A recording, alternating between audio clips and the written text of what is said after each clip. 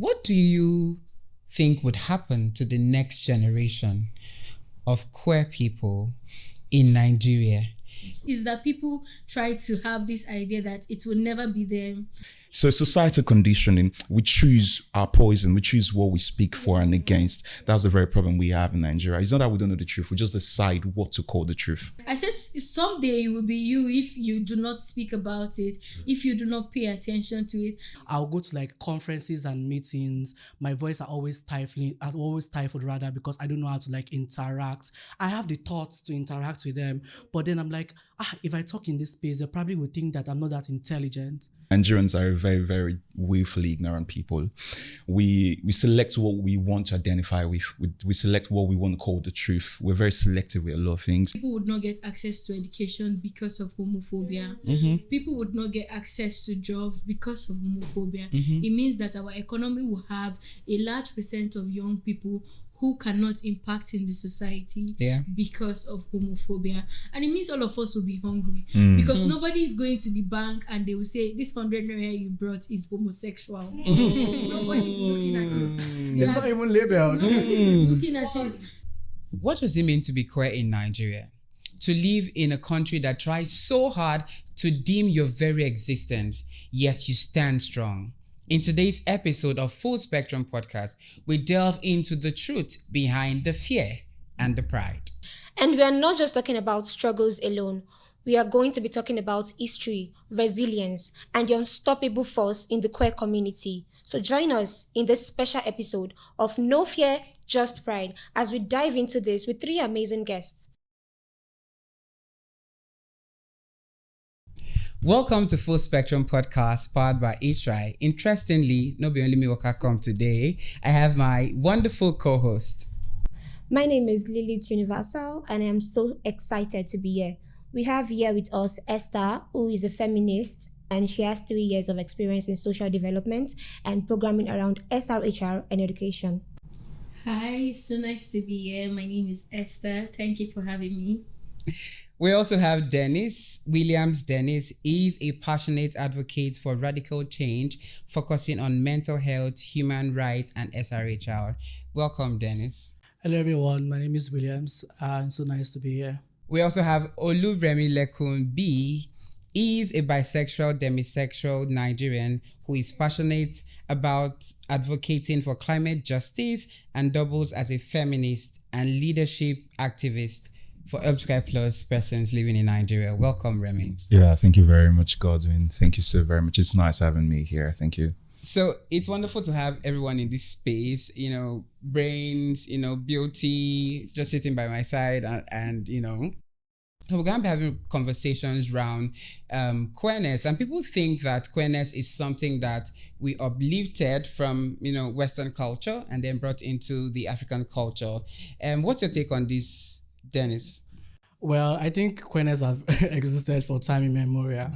And then the narrative that, queerness is a westernized, character, or is a westernized attitude, or really like it's an adoption during colonization, is quite worrisome. Take for instance, there have been queer celebrities that have existed in time in the past, like what's her name again? I think Area Scatter. Area Scatter was a sensational person. She was a delight. She was performing for the elites in society. Queerness have existed before now. And coming to our reality right now, I think society just wants to erase the queer narrative. They just want to sit down and say, I don't think these people really exist. Can we just create policies to silence them? Can we just wake up one morning and say, I think I'm very concerned about what 2 adults are doing in their bedrooms. Let's just, stifle their voices and just create spaces that are very hostile for these people. Queerness has always been, and it's always be. How you try to, stifle queer narrative in the world, and you think that people will not come out and say, we are here and we're going to ever be here. I think one of the stories that I'll look at critically is the BC Alimi coming out on national TV with Fumi Yonda at the time. That was a very bold step. At the time, there was already a culture of erasure that queer did not exist, queerness did not exist in this country. And then for person like BC Alimi to come up on national TV and say, yo, there are thousands of one of us living in this country. We are here, we are living. That was a bold step. It gave the millennials, the upcoming generation to say, okay, I think there is a community that we can always fall back to. There are people like me. For some time, I feel like also for queer people who were navigating society at the time that where there was no technology, it was very hard for people to connect and meet people. You see, like, you know, queer people who are like elderly will tell you, oh, during our time, when we're meeting people, we're always very careful. We're always hiding to gather. You know, there was already like a culture of stifling us. We're highly discriminated. So basically me coming out to say, oh, there are 1,000 of us living in society, and no matter how you try to do this, we really do exist. That was a bold step. And we need to look at that critically and say, yes, this was a time of awakening. This was a time of liberation. And BC really did a lot of work. And one of those works is like, you know, creating visibility, and visibility is what matters in, you know, making sure that queer narrative, queer liberation is achieved. I know that's a long process, but we're going to get there. And BC really started the movement, started the voice, giving the voices back to the community. So that was a moment of awakening for me. All right, Esther. So let's talk about you know, discovering yourself. Yeah, we know it's always like, you know, probably for me, it was like a strange feeling. But then again, I began to realize that this is who I am. And so what does it feel like, you know, discovering who you are? And then does it feel like you are different from other persons? Or you are, maybe you copied it from somewhere or something? Do people actually say to you that this thing you're doing is not what, it not be sudden it's done for you? So for me, I grew up in a house where we understood where we came from as Nigerians, as Africans, as Igbo person. And I used to have conversations with my dad where he would share things about our village, our tribes, who we are as Igbo people. So I've always been curious of where I came from, who I am as an African. I used to be like very proud about being an Igbo girl. So it made me have this self-awareness of who I am and how I identify. And looking back at a lot of things that colonization did to us is it made us lose our history, our roots. So, and me knowing who I am, I knew my roots, I knew what my identity was, and every time I've ever met a queer person, I've always felt at home. And they didn't need to tell me they were queer before. Once I'm sitting with a queer person, I felt at home. Radar. I felt at peace somehow. So when I was very young, I did not know what queer people were, but I knew that there were certain people that identified with characteristics that I could see similarities, even from learning about my cultures and things like that. So I always wanted to know what it was. It was getting into uni that made me realize that, oh, there is a name for it, it's LGBTQ and all of that. I never knew like there was a name for it. And it makes me realize that a large part of why there is so much erasure on queer history as African is because there was no name for what queer people were as at then. A lot of queer people identified as different things by how they dressed. People called them by how they dressed or what they spiritually represented, not by lesbian, not by gay or bisexual. So even their sexual activities, even if they were known to the society, people referred them just by how they present and did not think so largely of it. So when colonization came with the name of lesbian, gay, but it did not, colonization did not bring the sexual activity, the attraction to it. It brought a name to it. So that is why a lot of people would think that, oh, you guys, it's a Western idea. It's the name, because lesbian is English and we've not always used English all our lives. So saying that queer Africans do not exist is a very wrong word. Our history as even Nigerians, as Africans, is already messy. So looking back, there are a lot of things even in our historical society that people say do not exist, but proofs has shown that these things happen. So why do you think that people that have existed in different forms of life, culturally, spiritually, even in the gods that are worshipped in Africa, do not exist in the people that you see reflected here? Yeah. So yeah, those thoughts just run around in my head, and even the community that I'm able to create with a lot of queer people, and I realize, so why do I think anybody is different from me because of who they are sleeping with? True. And how they are consenting adults. So nobody should be considered different because they are choosing to sleep with and fall in love with a consenting person. Okay, so you've lived openly as a queer person, especially in Nigeria. So, and we know the immense risk that it comes with living openly as a queer person in Nigeria, and especially for trans people. We've heard of heartbreaking cases like Area Mama of Abuja.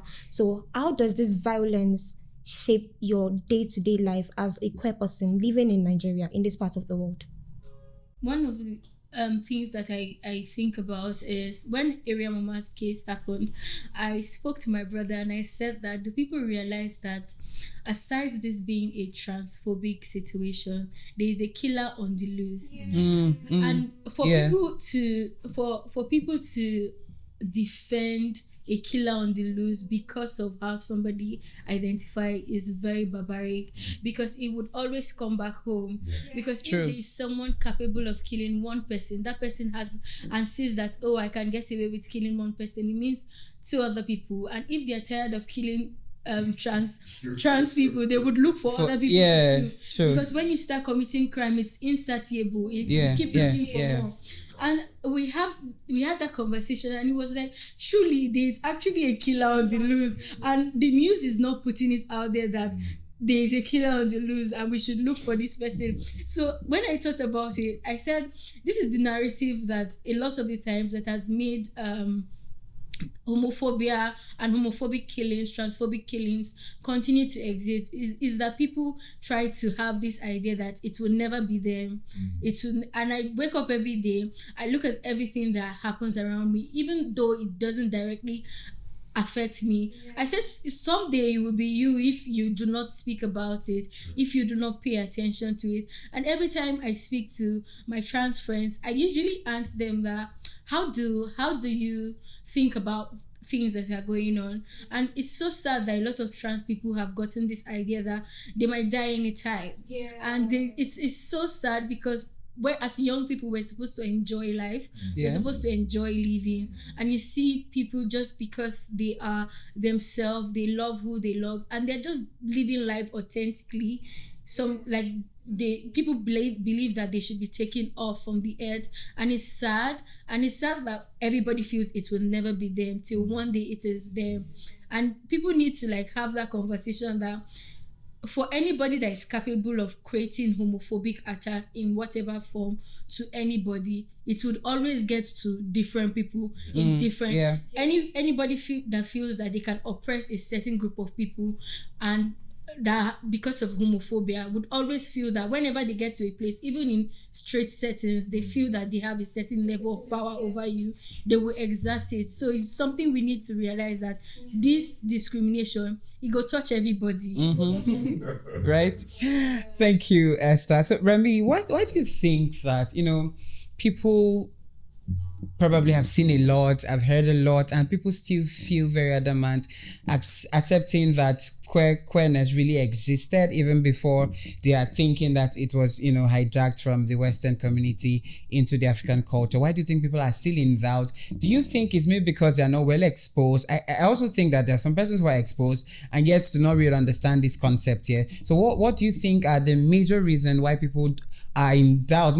For instance, we still have community members who are also in doubt of themselves. Yeah, we still have a lot of persons who are also in doubt of themselves. So why do you think, what are the, factors behind all of this? All right, thank you very much, Key Voice. So to start with, I'll start with the point of willful ignorance. People have chosen to be ignorant in most cases, and that very much is the most toxic form of ignorance you could ever have. People see that this is the bad thing not to do. They choose to do it with a very gusto behind the fact that, I could do it and get away with. Like Esther rightly cited, it's harm against the certain people who are divided against in the community. However, I'm going to start by making a very controversial generalism by saying Nigerians are a very, very willfully ignorant people. We select what we want to identify with. We select what we want to call the truth. We're very selective with a lot of things. The typical example is we would decide when to punish somebody. All right. The very idea of nepotism is very entrenched in our systems as people. So the very idea of selectivity is why we would have selective allyship as we currently have. It's growing now.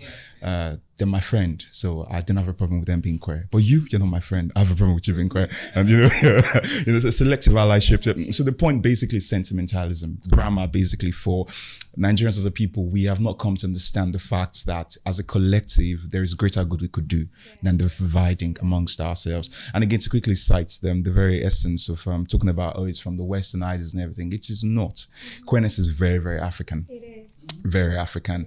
And why is that? We could cite, like Esther cited them briefly about the pantheon of the gods. I studied theatre art.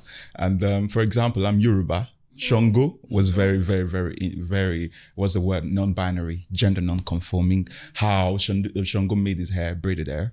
Shango wears skirts most of the time. He wore things Yorubas would call blouse, not shirt. Okay. Yeah.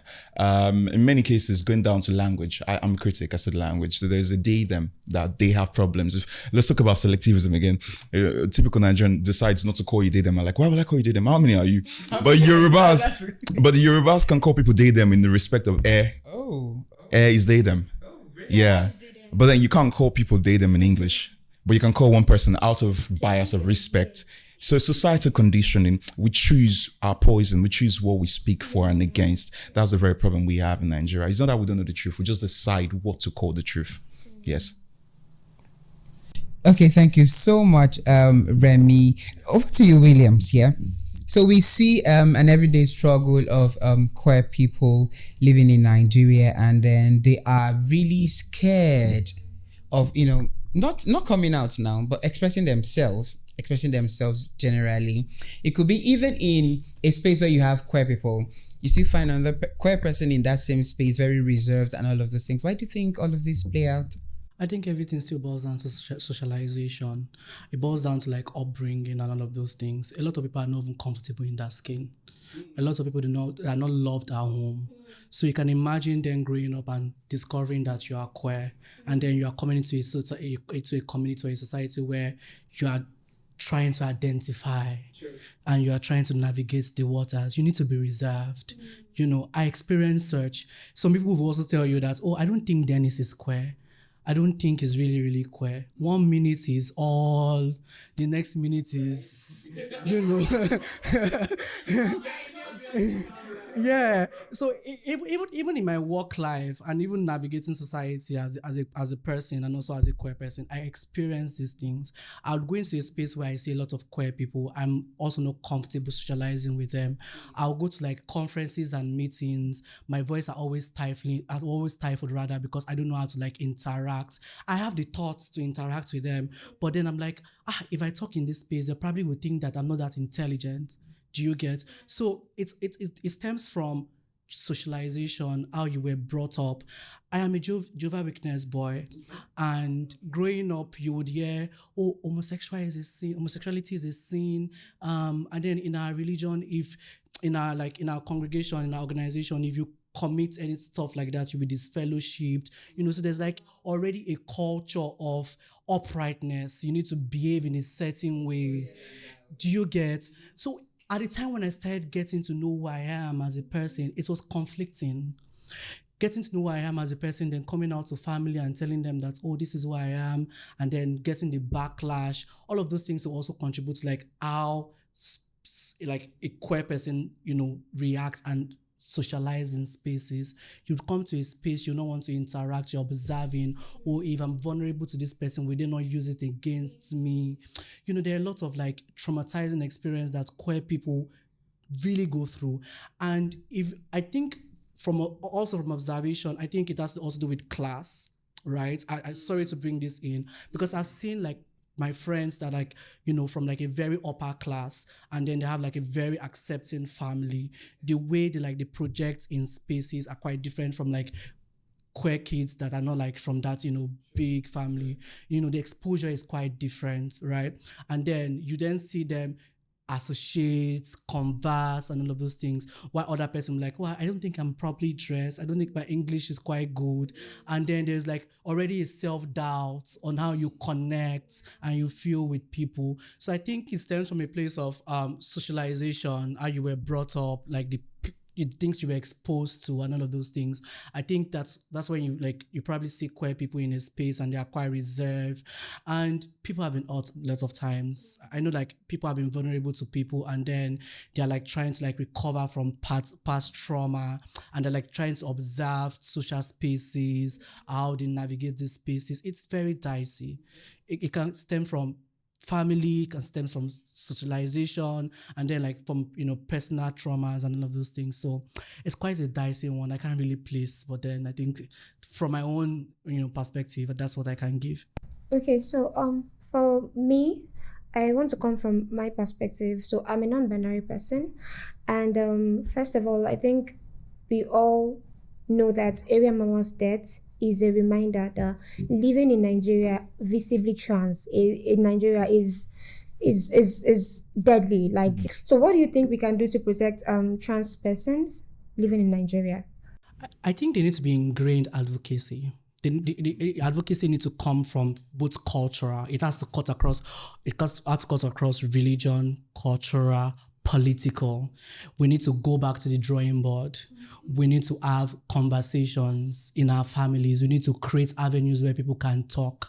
We need to create spaces where people can talk about the nuances of sexuality and sexual spectrum. I think society for the longest of time, they've clouded, they've blinded our thought about, there are different species of humans. I like to use that word. They're different people. And they're like, as if you are not hetero, you are demonic. So we need to have that conversation, really. Area Mama's case is quite traumatizing. And because Area Mama, was a sensational on TikTok and all of those things, she used technology as a tool to advocate for herself and what she does.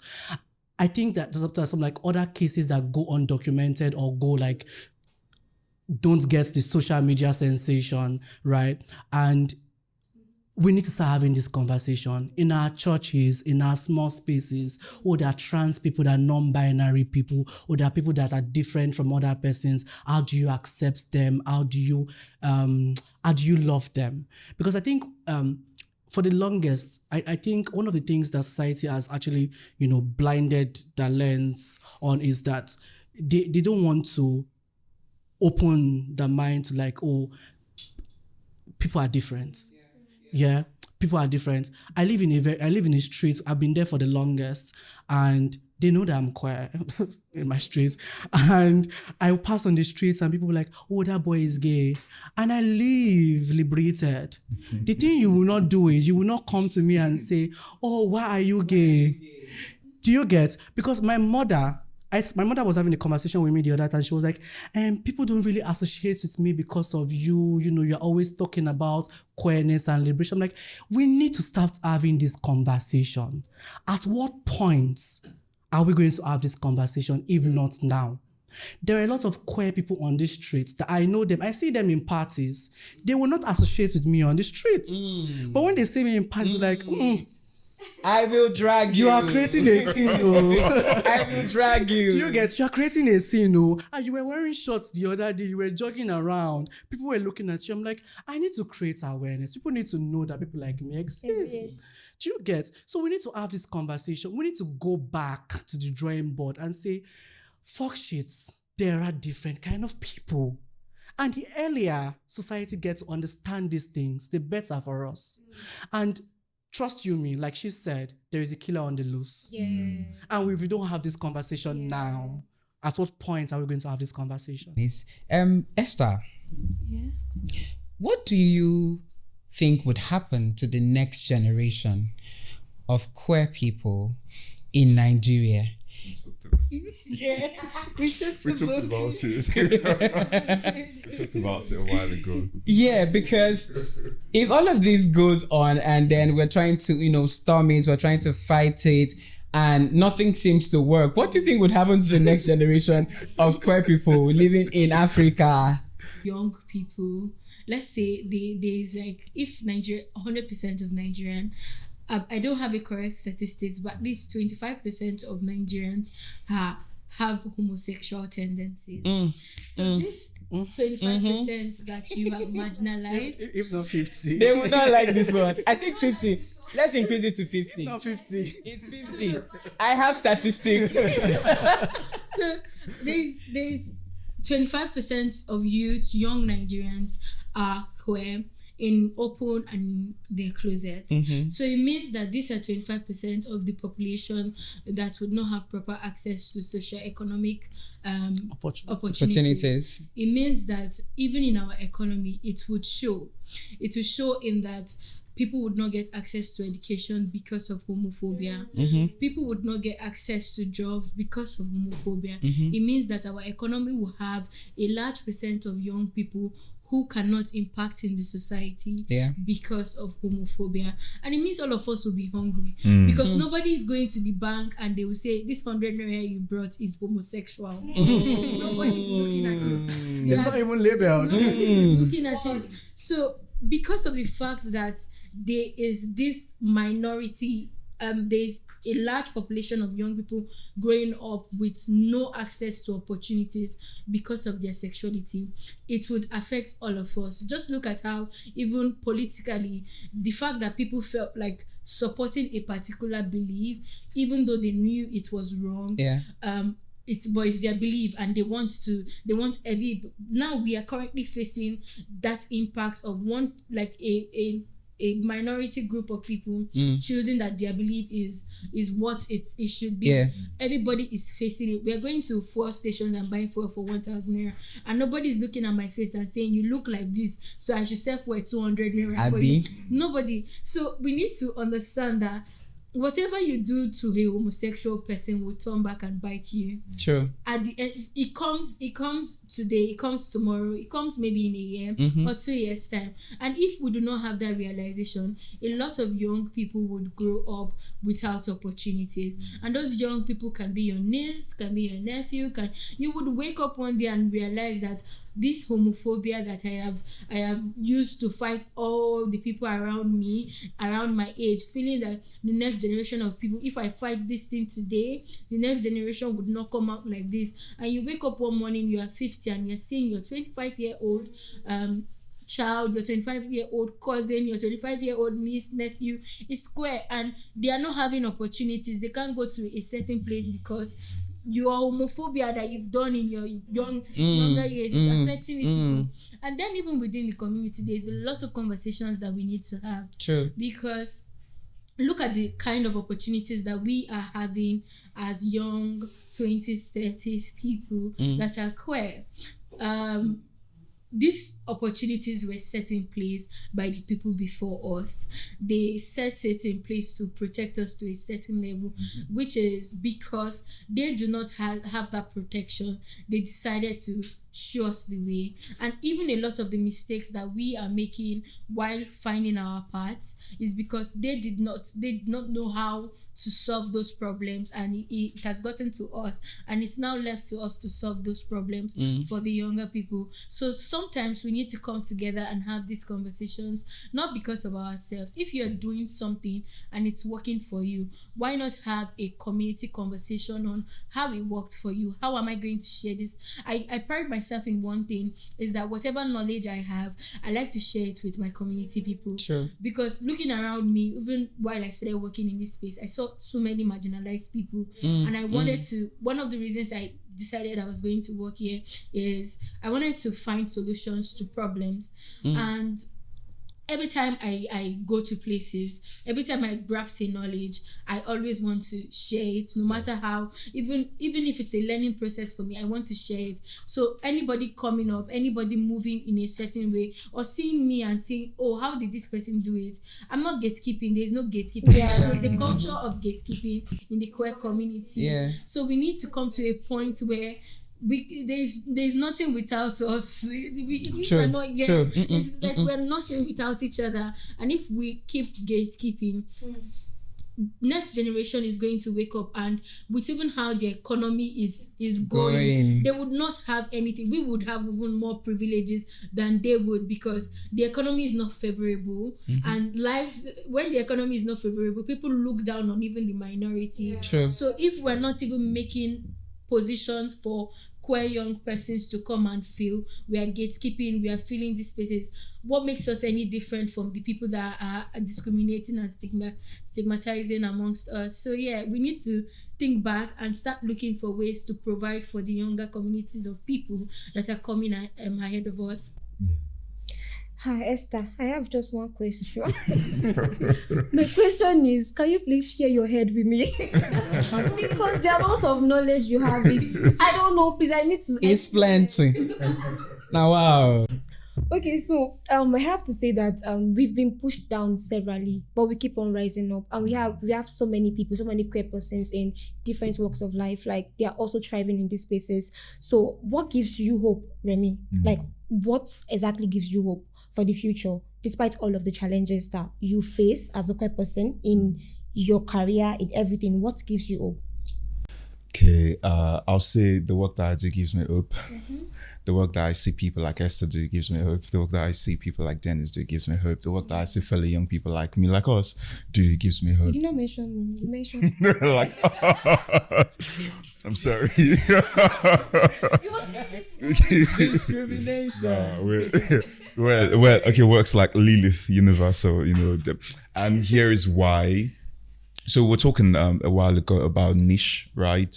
And I feel there's always been this very, very do not talk about session of intergenerational activism. We talked about it a while ago again, and I'm so tired of addressing the elephant in the room. It's growing so tiny, but we still have to, right? But the essence here is because we there's always that case of the older activists and whatever. We need to understand that there must have been a there before there is a here, right? They started, they most likely crawled so we could fly, no problem, right? However, we cannot fly forever. We need a safe landing. And we would rather they were ready to accept us too. They were ready to understand that we're only improving on what they started. So in that essence, I wouldn't really know too much about the people, but I'm very, very sure in our very humble rights, we have niches we're carving with the works we do. In my case, I believe art is an advocacy tool, right? Yeah. I've heard of different, very beautiful ideas and everything. And of course, in our own time is when I've read cases of independent activism, right? I'm gonna do a bit of expose. It's like the new oil well. a bit of expose. I was speaking with a friend in a very big donor space actually, and he let me in on, at the time I was with my partner, and he let me in on, I was trying to garner funds for my partner for a particular project. And as it stands now, there isn't much respect for the collective movement as it is for the independent consultancy and the likes of it. So the very truth is, you would rarely find independent activism amongst the older activists of our 40. It's very much within our age range. So I believe there's very strong hope for us here, because despite the clamp down on Gen Z, and I'm Gen Z proudly. I am actually. Well, Gen Z is 1996. I'm not one of those Nigerians who have a problem telling their age.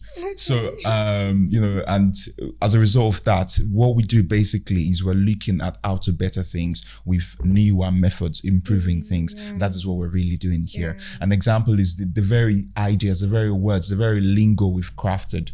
Right? Let's not very much forget that the so-called Gen Zism all started the very waves of feminism and waves of queer rights. 1990, the very first wave of feminism ushered in queer rights and everything. So the very idea of top-bottom, quick digression, was existing.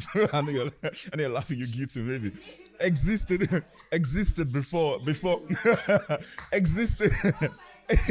existed before the earliest, the second wave actually, right?